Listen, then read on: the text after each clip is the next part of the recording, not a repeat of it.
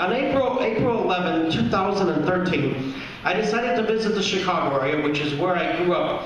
And I lived there since September 1963 when I dropped out my mother's twat.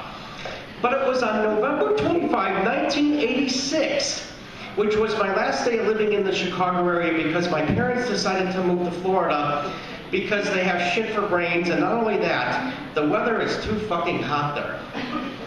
My parents thought that living in Florida would cause me to not have Asperger's syndrome anymore, which I didn't know about during that time because they thought that living in Florida would cause me to become a conformist because most people in Florida are a bunch of common, boring, stupid, mediocre, stupid assholes.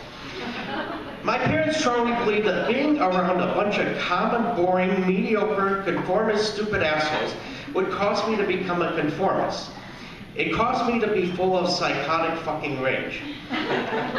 Meanwhile, I got into the Chicago area on April 11, 2013, and I stayed at a place that had Wi-Fi. There wasn't any Wi-Fi when I lived in the Chicago area in 1986. That means that I was able to go on the internet to check to see what the weather was like in Florida, and it was too fucking hot there, and the dew point was 70 during the month of April, which reminded me that Florida is a fucking cesspool of fucking shit. When I lived in the Chicago area, I went to the College of DuPage, and I found out that they now have a group for students and other people who have Asperger's. They didn't have a group for people who have Asperger's in 1986. I spent the entire weekend then when I was there riding metro trains while I was in the Chicago area because trains are fucking cool. And in the Chicago area, you can ride any metro train for an entire weekend for only $8. The people who get to live in the Chicago area are such lucky fucking bastards because they have so many trains to ride. I decided to go out to a club that I used to go to when I lived in the Chicago area on April 12, 2013, and I decided that I was going to party like it's 1986. I decided to have a few drinks to remember those days back in 1986, and I felt so happy, which only lasted for a few hours.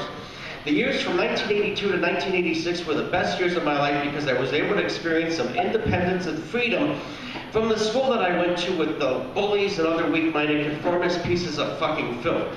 I started going to clubs in Chicago. My favorite clubs were Medusa's and Berlin, and a lot of punk rockers hanged around out at those places. And I won't forget the time when I went to Medusa's and they showed a video of a guy who vomiting blood while he was crawling on a bathroom floor, and that video was so fucking beautiful. They played so much cool alternative music at Berlin, but my parents decided to take that away from me because they moved to Florida, that fucking cesspool of fucking shit, because they thought that that would cause me to turn normal. It didn't. And I won't forget the time when a club opened up in Fort Lauderdale that played cool and alternative music. What was the problem? When I was there, there were only 3 people there, and as anything alternative in Florida doesn't last very long because most people in Florida are common, boring, conformist, mediocre, stupid assholes.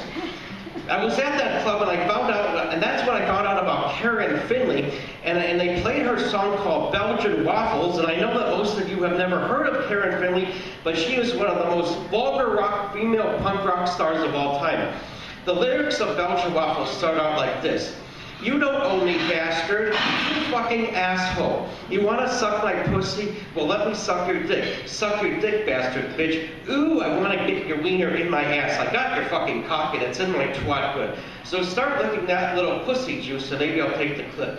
Well, I'm not going to leave you the whole song. Although that song has such beautiful lyrics. That goes to prove that living in Florida caused me to turn normal. In fact, living in Florida caused the amount of hatred and psychotic rage that I had to intensify exponentially. But someone asked me to think about one good thing that came out of living in Florida. Well, it was being at that club that lasted for such a short-lived amount of time that in Fort Lauderdale that played such cool punk rock, industrial, and alternative music. And that is where I found out about Karen Finley. Every time I listen to Belgian Waffles, I want to party like it's 1987. Even though 1987 was a year of shit, because it was the first year that I was living in Florida, but at least that is when and where I found out about Karen Finley.